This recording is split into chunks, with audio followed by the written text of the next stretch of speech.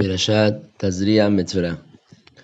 La tzarat era una enfermedad muy especial, como una lepra que podría llegar en la piel, casa o vestimenta en la persona. Esto llegaba por hablar mal de otras personas. El castigo era permanecer fuera del campamento hasta que el Cohen le diera permiso para volver. Durante ese tiempo de reflexión entendía el significado de la soledad y el daño que uno provoca al hablar mal de otras personas. Cada acción que uno hace afecta también en su interior. Cuando uno está nervioso, con estrés o deprimido, el estado emocional y espiritual que tiene puede afectar también en su salud física. Y lo mismo viceversa. Por eso, cuando uno hablaba mal de alguien, esa acción física que representa el orgullo y la envidia que tiene en su interior, eso daña su mundo espiritual y se refleja como tzarat en su cuerpo. Hoy en día no hay tzarat, pero al cuidar nuestras bocas y nuestras acciones, cuidamos de nuestro cuerpo y nuestras pertenencias. Hazal dicen que el Metzorá se considera como muerto. Hay que entender por qué. Es verdad que es una enfermedad difícil, pero vemos que hay enfermedades muy difíciles con los días contados, pero no lo llamamos como muerto. ¿Por qué la Torá a esta persona lo considera como muerto? Que está escrito Al Nat de Hikamet. Entonces, dice Rav Chaim Shmulevitz que la naturaleza de la persona es que se comunica con otra gente. Todos tienen compañía, amigos y todo. Pero una persona que se siente solo, se considera como un muerto. Y sobre el Metzorá está escrito Badad Yeshev Michutz Lamachane Moshavo. Y aquí vemos hasta cuánto es difícil a la persona está solo. Sobre Jonía Magal está escrito que dijo hoja bruta o mituta, ya que toda su generación se murió y se quedó solo. Y nadie sabía quién era ni nada. Y pidió a Hashem que o que le ponga a alguien o que lo mate.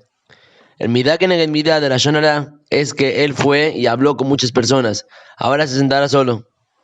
La persona tiene que recibir, cuidarse más en nuestras lenguas, cuidar en chismes y de avergonzar al prójimo y todas las cosas no buenas. Besed Hashem veremos salvación. El Midrash dice que había 10 motivos por el que podía salir tzarat. Avodat zará, Hilul Hashem, maldecir a Hashem, mal ojo, arrogancia, shefijut damim, Gilui Arayot, egoísmo.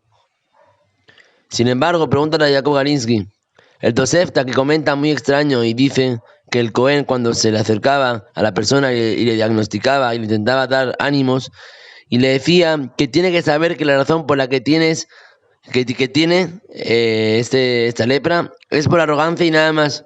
Preguntan a Jacob Galinsky, ¿cómo que nada más? Si Jamín explican que hay 10 motivos.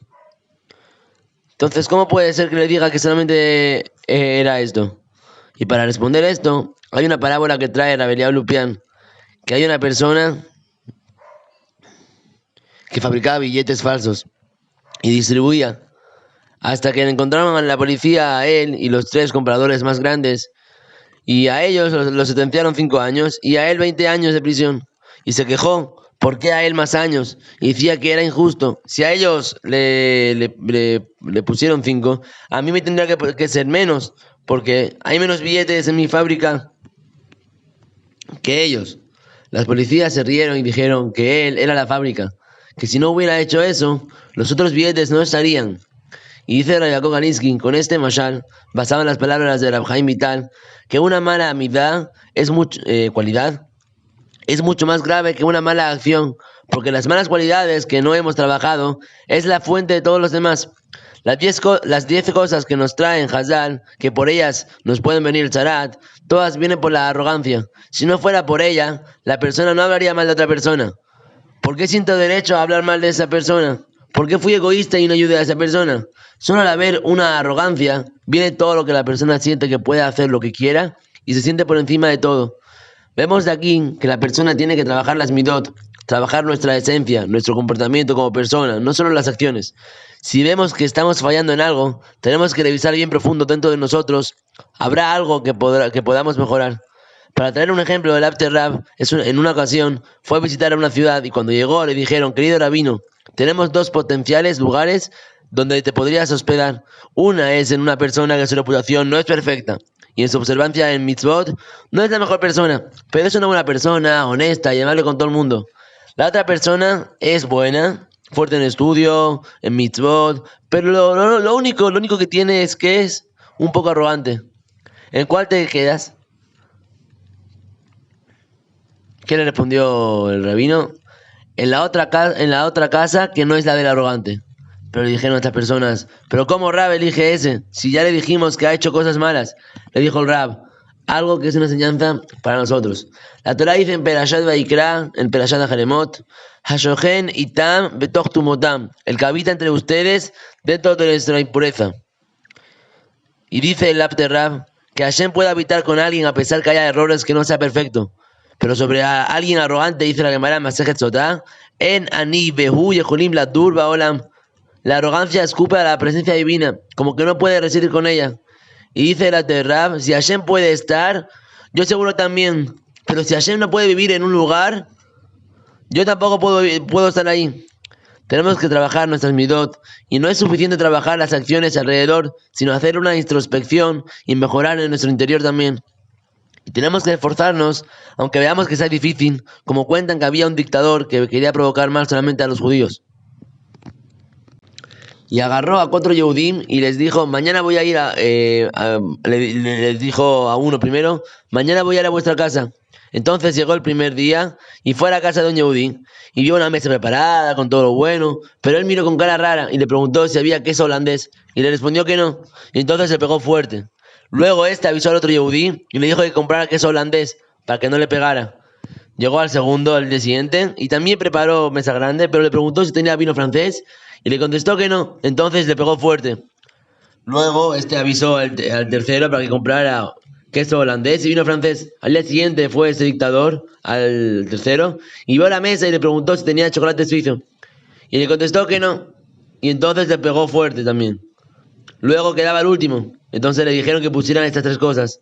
El queso holandés, el vino francés y el chocolate suizo. Al día siguiente fue al cuarto y ve la mesa vacía y le preguntó, ¿por qué no pusiste nada? Entonces le contestó que ya sabía cómo funcionaba esto y que pusiera lo que pusiera, le iba a pegar igualmente. Entonces prefería que le pegue directamente. El dictador se enojó mucho con esta persona y le pegó más fuerte que al resto, al no haberlo ni siquiera intentado. De aquí vemos que la persona, aunque vea que la situación está difícil y no ve muchas probabilidades que salga bien, tiene que hacer un mínimo esfuerzo. Otro ejemplo, cuando Yitzhak conoció a Rivka, había 3 grandes milagros siempre presentes cuando estaba Sara y Menú: la presencia divina, las luces de las velas y el pan que duraba. Y cuando murió, se fueron. Y cuando llegó Rivka, volvieron estos milagros. Y entonces se veía evidente que sería la futura matriarca. Sin embargo, dicen que Yitzhak se acercó a Rivka a ver el comportamiento. Y Yitzhak vuelve a hacer una pregunta. ¿Para qué te vas a fijar en eso? Si volvieron los milagros, ¿qué otra señal quieres? Y Yitzhak vuelve que eso nos enseña que en la vida, nuestras decisiones, sobre todo que estamos hablando en pareja, no nos basamos en milagros ni en señales, ni nada exterior, sino en las midot de la persona, comportamiento, si es buena persona, humilde, respeta a las personas, etc. Porque esa es la fábrica de todo para poder construir un hogar correctamente. Y eso es lo que dice la Tosefta, que independiente de cuál de las averot que hiciste, tiene que saber que vino por la arrogancia. Y entonces, trabajar en eso, y verás que desaparecerá cualquiera de las otras averot que podrían haber sido. Arregla la fábrica, tenemos que arreglar esa fábrica y se arreglará el resto. Entonces, que podamos aprender de esto, de lo que era la Metzorá, y cuidar nuestras bocas en lo que hablamos, y como dijimos, que todo esto viene por la arrogancia, que podamos bajarnos a nosotros, ser humildes y no tener esa arrogancia, esa gaabá, que podamos siempre estar mejorando y acercarnos más a Hashem.